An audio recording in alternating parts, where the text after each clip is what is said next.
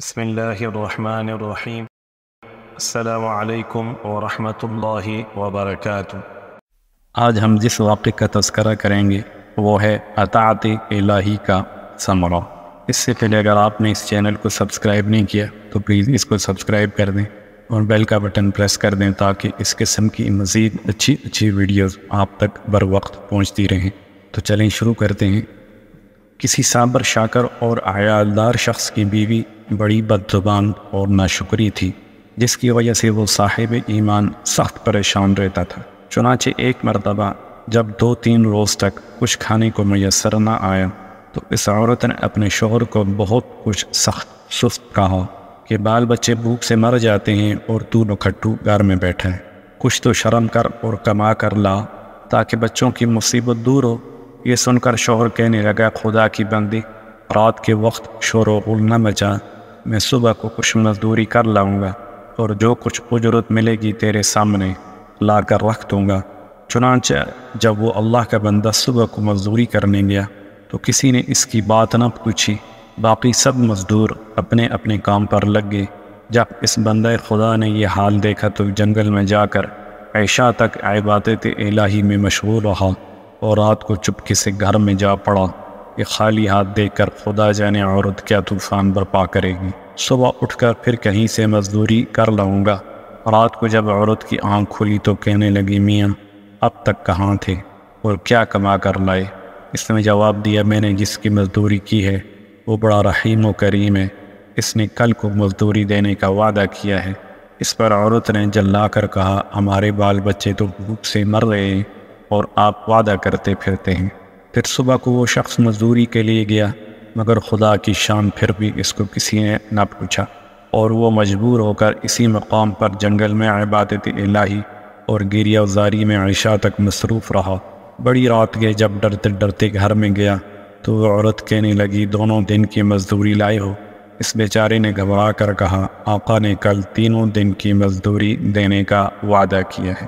یہ سن کر عورت آگ بگولا ہو کر کہنے لگی، اپنا بھلا چاہتے ہو تو صبح 3 دن کی مزدوری لے آؤ ورنہ منہ نہ دکھانا۔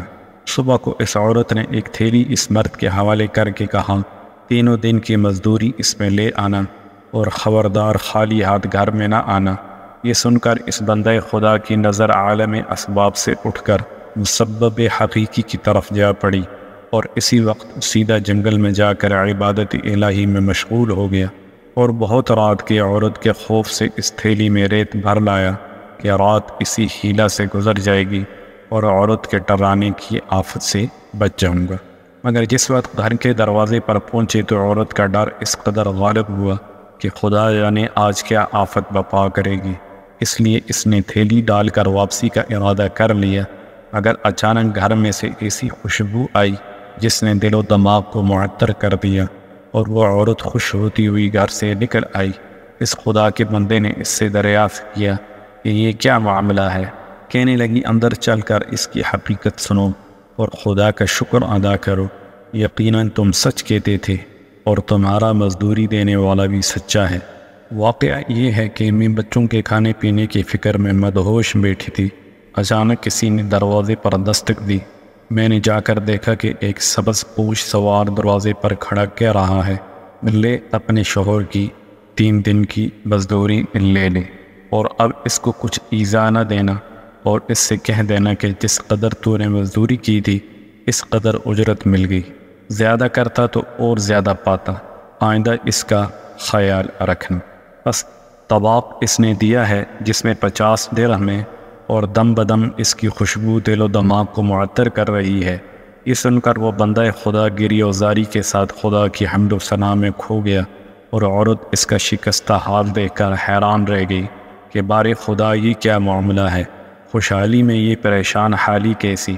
چنانچہ جب وہ ہوش آیا تو اس نے بتایا کہ اے ناشکری عورت، حقیقت یہ ہے کہ 3 دن میں نے کسی کی مزدوری نہیں کی بلکہ دن اور رات عبادت الہی میں مشغول رہا۔ رات کو آ کر تیرے خوف سے یہ ہیلا کر دیتا تھا کہ آقا نے کل مزدوری دینے کا کہا ہے، مگر میرے مالک کے حقیقی نے اپنے غلام کو سچا کر دکھایا اور تیری رات دن کی آفت سے مجھ کو نجات دے دی۔ اس پر جتنا بھی اس کا شکر ادا کروں کم ہے۔